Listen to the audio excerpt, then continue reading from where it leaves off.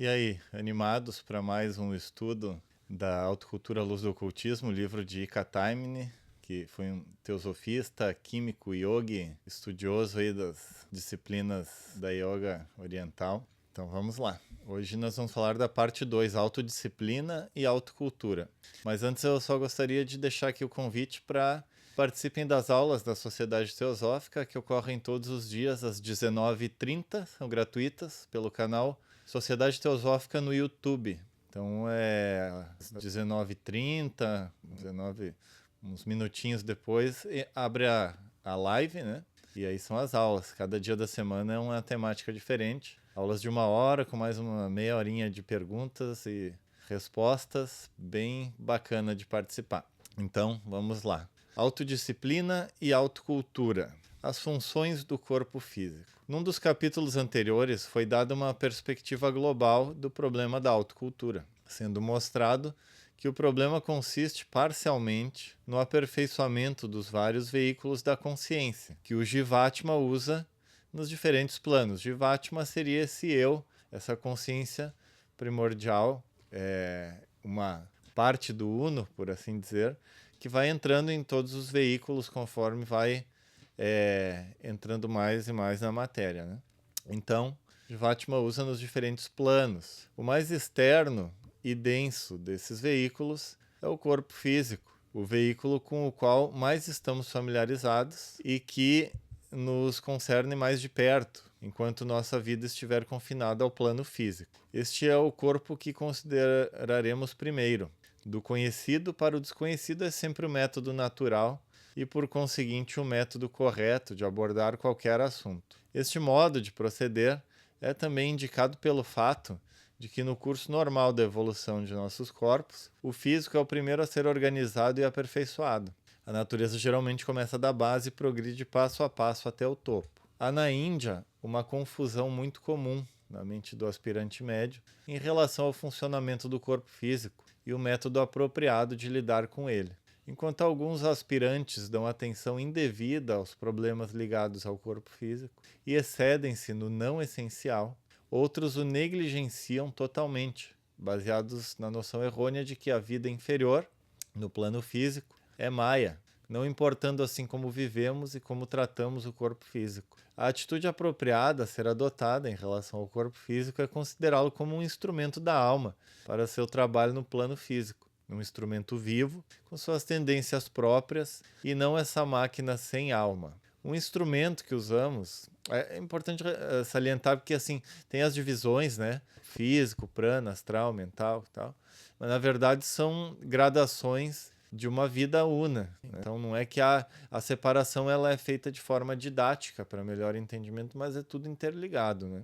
Um instrumento que usamos para qualquer espécie de trabalho deve ser conservado em perfeito estado, bem tratado e desenvolvido de tal maneira que esteja apto a executar suas funções específicas com o mais alto grau de eficiência. Um músico que negligencia o seu violino e o tem desafinado é tão louco quanto aquele que se preocupa exageradamente com seu instrumento e perde tempo e energia com seu polimento. Antes de considerarmos os métodos usados para controle e purificação do corpo físico e fazer dele um instrumento sensitivo e resistente para o trabalho do Jivatma, devemos tentar compreender a natureza e as funções desse instrumento. O que quer dizer, o que quer que desejemos controlar e adestrar para uma determinada finalidade, devemos compreender e conhecer da melhor maneira possível. Um amestrador de cavalos conhece cavalos de maneira mais completa, conhecimento que o habilita a trazer facilmente esses animais sob controle, sob freio para o trabalho comum. Um professor deve conhecer perfeitamente a natureza de uma criança, pois lhe compete guiar as suas faculdades em botão para o caminho certo. Devemos assim conhecer e compreender bem nosso corpo físico, se desejamos ter para nosso uso um instrumento eficiente inteiramente sob o nosso controle. O que primeiro é necessário para essa finalidade é ter-se uma ideia geral da constituição e anatomia interna do corpo físico. Qualquer tratado elementar na fisiologia irá dar-nos uma ideia adequada acerca de sua estrutura interna e removerá muitas concepções errôneas que em geral se tem sobre seu funcionamento. Muita gente instruída e sensata não conhece fatos, mesmo os mais elementares, sobre seu corpo físico. E a pergunta de que lado fica o fígado não saberá dar resposta segura. É gente que está apta a dar informação correta sobre a constituição do Sol, quais os elementos que nele estão presentes. Gente que tudo sabe sobre o motor de um automóvel, mas é completamente ignorante sobre seu corpo físico, como o qual tem de trabalhar durante a vida nesta terra. Esse é um comentário triste sobre nosso sistema educacional, que entulha a nossa cabeça com toda espécie de conhecimento inútil da matéria não essencial e ignora quase por completo as coisas que mais importam na vida. O mais importante resultado do conhecimento da estrutura interna do corpo físico é habilitar-nos a objetivá-lo mais facilmente, isto é, vê-lo como algo diferente de nós mesmos e compreender que ele é somente um instrumento e não nós mesmos. Se conhecemos apenas a aparência externa do corpo, estamos mais aptos a identificar-nos com ele do que se o vemos como realmente é, uma complicada máquina viva, mais elaborada em seu acabamento do que algumas das instalações da indústria moderna, ou todas as instalações. O que devemos fazer em seguida é compreender bem claramente as funções do corpo físico. Vemos ser ele um instrumento, mas qual a sua utilidade? É um instrumento por meio do qual o Jivatma entra em contato com o plano físico. Lentamente, através do longo processo da evolução, esse instrumento tem sido desenvolvido e aperfeiçoado por diferentes agentes divinos, operando no sistema solar. E isso possibilita ao Jivatma, ou seja, ao nosso eu, por um lado, entrar em contato com os objetos e fenômenos desse plano, e por outro, influenciar estes objetos e fenômenos, acarretando-lhes mudanças. Com o auxílio dos órgãos dos 5 sentidos, chamados Jnanendriyas em sânscrito, lentamente desenvolvidos durante a evolução do corpo físico, a alma adquire conhecimento do plano físico e, através dos órgãos de ação, chamados Karmendriyas, produz mudanças no mundo externo. Esses órgãos vieram se desenvolvendo um a um durante o curso da evolução do corpo físico. Qualquer um pode verificar, por uma experiência simples, quão dependentes somos desses órgãos dos sentidos para o conhecimento do mundo físico. Se uma pessoa for fechando, tanto quanto possível, as vias de acesso aos 5 sentidos, uma após a outra, verificará que seu contato com o mundo físico vai se tornando cada vez mais limitado, até que, quando as 5 vias estiverem fechadas, estará completamente cortada do mundo físico de todo, restando somente imagens evocadas pela imaginação ou a memória de suas experiências anteriores obtidas através do contato com o mundo físico. Visto sob essa luz, o corpo físico nada mais é que um instrumento portátil, combinando em si as funções de um aparelho transmissor e receptor sem fio. Do mundo físico ele capta as vibrações da luz, som, etc., através dos órgãos dos sentidos e as transmite para o interior, possibilitando assim ao Jivatma tomar conhecimento dos vários objetos do mundo físico. Do Jivatma, estabelecido no interior, o corpo físico recebe impulsos, motores e pensamentos, transmitindo estes impulsos, motores e pensamentos ao mundo externo. Conduzimos esse instrumento portátil sobre nossos 2 pés e, na medida do necessário, colocamos-nos em contato com as diferentes partes do mundo físico. Entretanto, estamos tão arraigados em nosso hábito de nos identificarmos com o corpo físico, que se em vez de dizermos estou fazendo isso, estou indo para lá, usássemos uma linguagem mais em harmonia com os fatos reais, estou fazendo com que meu corpo físico faça isso, estou levando o meu corpo físico para lá, tal linguagem soaria estranha aos nossos ouvidos. Chegamos agora a uma contribuição muito importante do ocultismo para a compreensão da constituição do corpo físico. Nossos cientistas modernos, que empregaram 2 séculos de contínuo trabalho na investigação do corpo físico, conseguiram obter informações bem detalhadas sobre o seu mecanismo. Músculos, nervos e artérias foram minuciosamente examinados e catalogados. Foi determinado como ocorrem os vários processos metabólicos, mas apesar de toda essa enorme soma de trabalho, escapou-lhes inteiramente, devido à sua visão materialista ortodoxa, mais da metade do corpo físico, o duplo etérico, como é chamado na literatura oculta, ou pranamaya kosha, na terminologia vedantina. O corpo físico denso, ou anamaya kosha, que os cientistas investigaram e que podemos ver com os nossos olhos é composto de matéria pertencente aos 3 subplanos inferiores do plano físico: matéria sólida, líquida e gasosa. Além destes 3 subplanos do plano físico, há 4 outros mais sutis que os interpenetram e sobre os quais os cientistas presentemente nada sabem.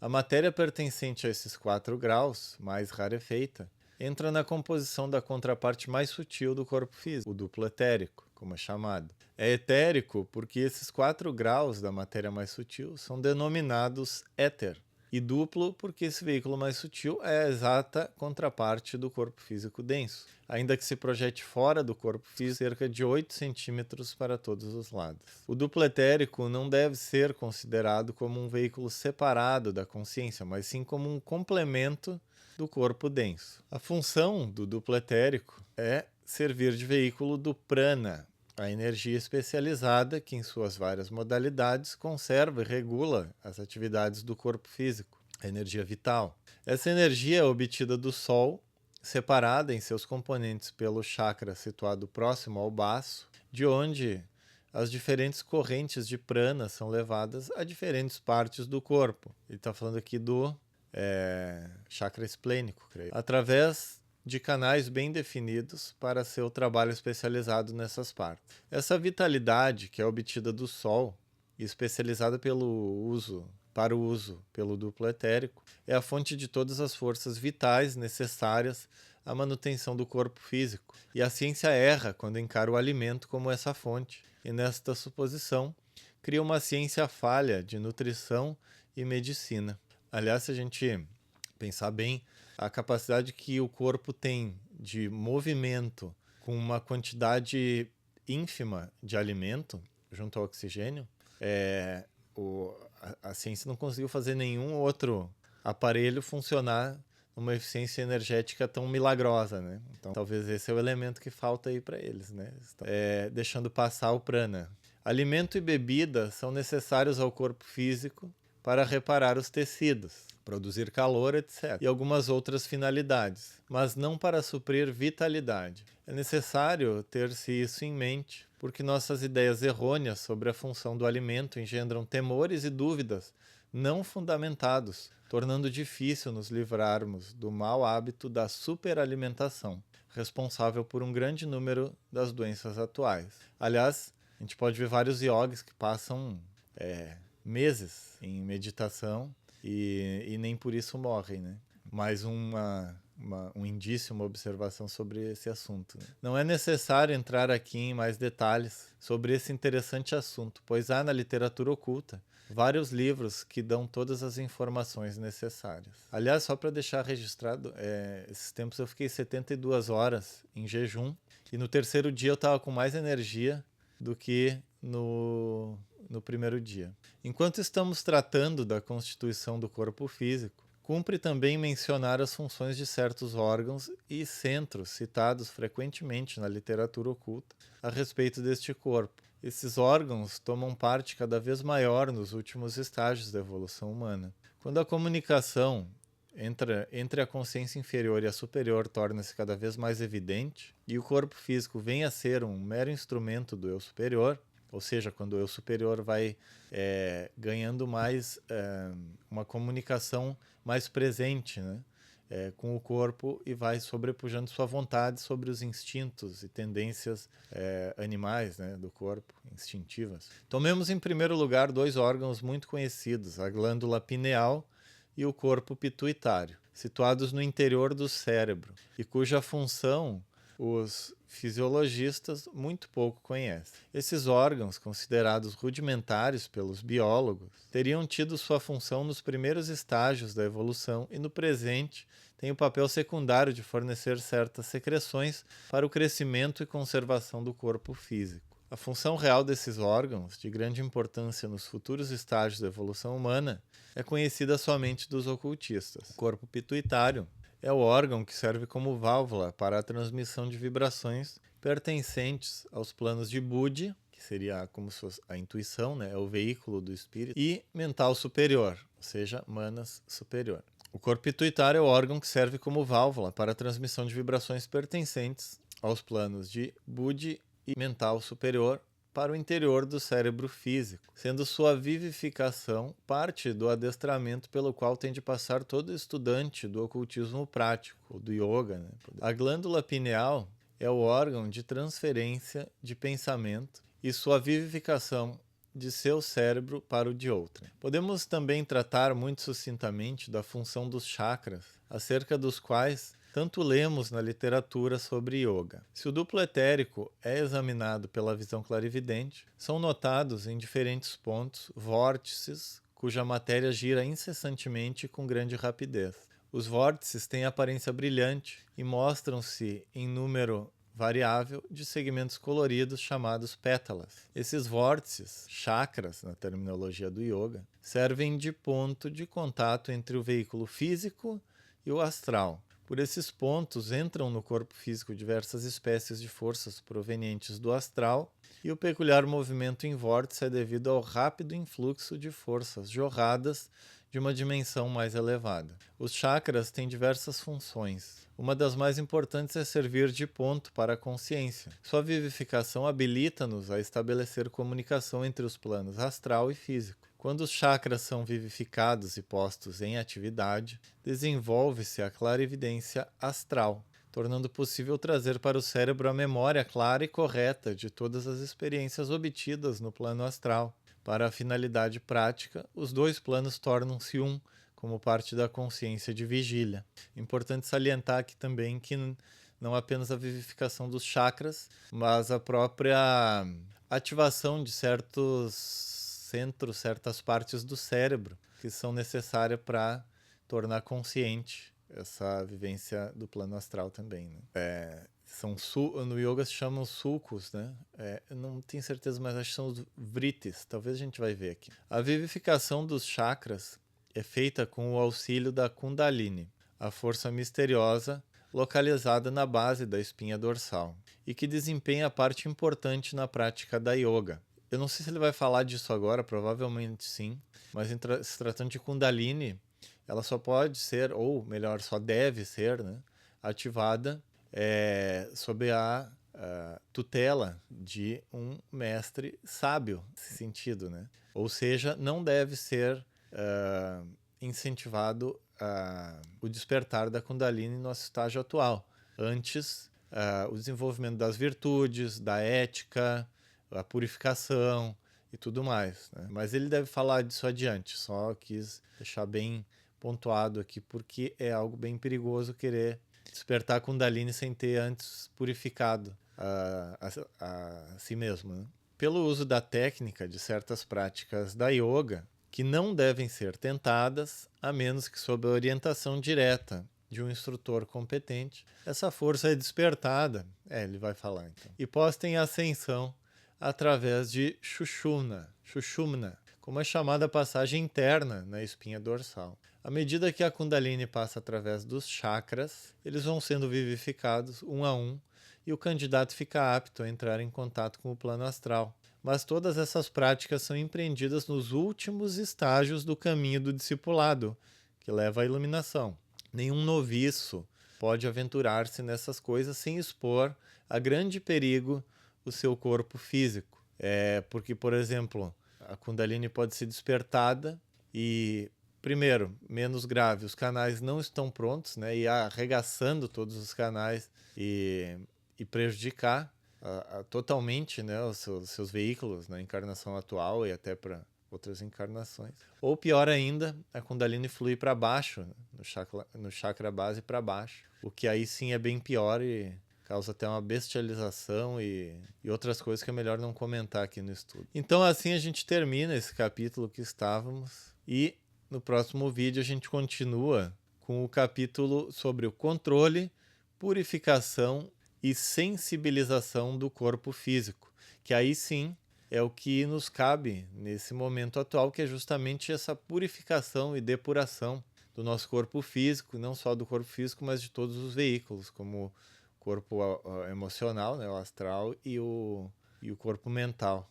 Então, isso fica para o próximo vídeo. Se você quiser ver os anteriores, tem aqui no canal do YouTube, o canal Show de Ideias. Você pode ir lá na playlist Autocultura à Luz do Ocultismo e vai ter todos os capítulos anteriores. Antes de a gente ir para a nossa meditação de encerramento, gostaria então de reforçar o convite para participar das aulas da Sociedade Teosófica, que ocorrem todos os dias de forma gratuita, às 19h30 no canal Sociedade Teosófica no YouTube. E também convidar que adquiram meu livro na Amazon através do link showdeideias.com/livro. Então, vamos agora para a nossa meditação de encerramento.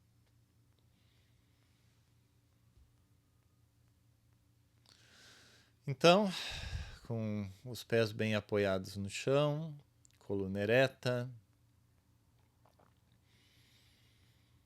respiração livre, profunda, desimpedida,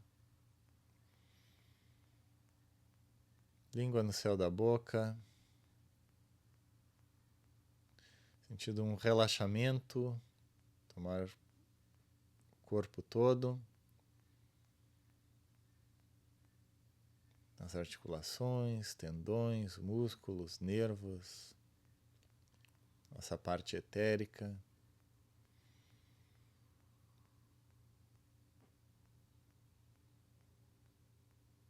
Vamos identificando a pulsação do corpo.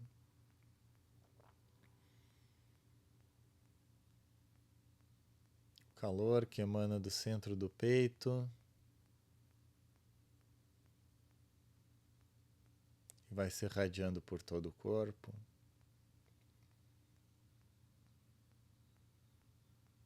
Pacificada a emoção.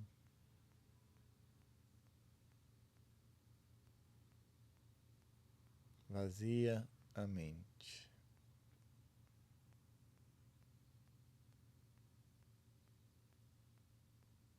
Ó vida oculta, que vibras em cada átomo.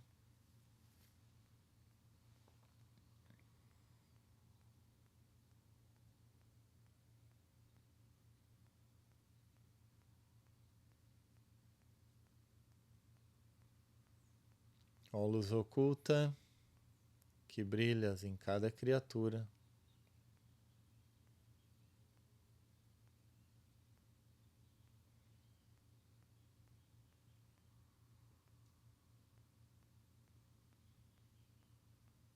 Ó amor oculto, que tudo abranges na unidade.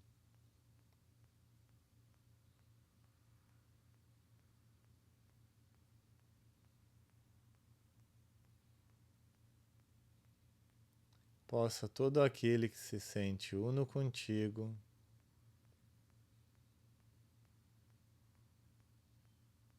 saber que por isso mesmo ele é uno com todos os outros.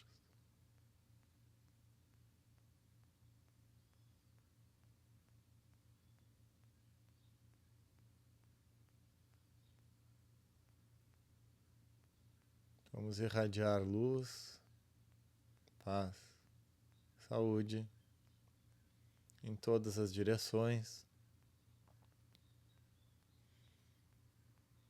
ao Oriente, ao Ocidente, ao Norte, ao Sul, ao Zênite e ao Nadir. Que todos os seres sejam felizes,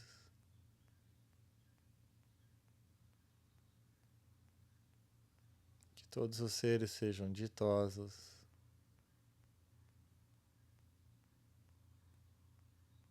paz a todos os seres.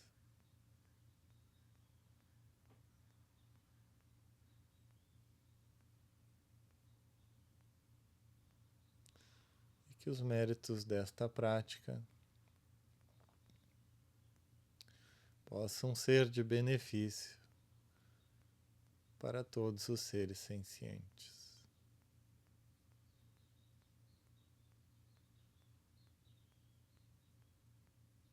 E agora, permaneça quanto tempo achar necessário, em silêncio e meditação.